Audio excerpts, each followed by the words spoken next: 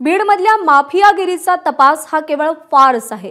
देशमुख हत्या प्रकरणात तपास ही धूळफेक आहे असा आरोप खासदार संजय राऊतांनी केलाय।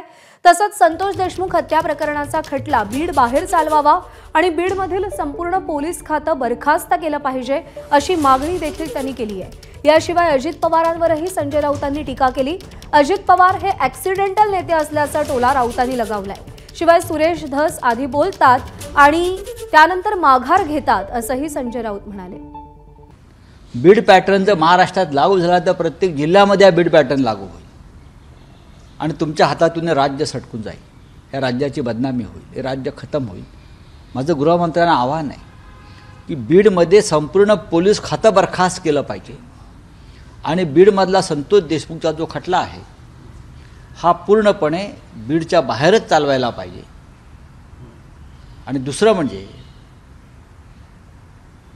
सर्व पोलीस अधिकारी SIT मधल्या प्रत्येक पोलीस अधिकाऱ्याची तपासणी केली पाहिजे की तो गुन्हेगारांशी संबंधित आहे का नाही। गेल्या काही वर्षामध्ये बीड आणि आसपासचं संपूर्ण पोलीस खातं आणि प्रशासन या लोकांनी पोखरून आपल्या ताब्यात घेतलं।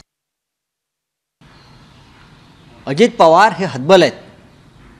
अजित पवार हे नेते नाहीत। अजित पवार हे ॲक्सिडेंटल नेते आहेत। भारतीय जनता पक्षाच्या EVMच्या कृपेनं त्यांना जागा मिळालेल्या आहेत, स्वतःच्या कर्तृत्वावर नाही। जर ते नेते असते आणि महाराष्ट्राचे नेते असते तर त्यांनी बीड प्रकरणामध्ये मंत्र्याला आपल्या मंत्रिमंडळातून वगळलं असतं, जोपर्यंत त्यांना न्यायालय निर्दोष मानत नाही। सुरेश धस बोलतात आणि नंतर माघार घेतात। त्यांना वरून दट्ट्या आला की माघार घेतात।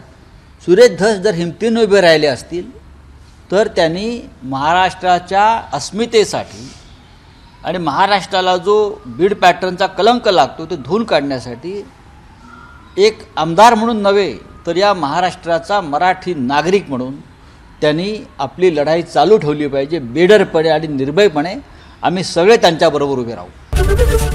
ABP माझा, उघडा डोळे बघा नीट।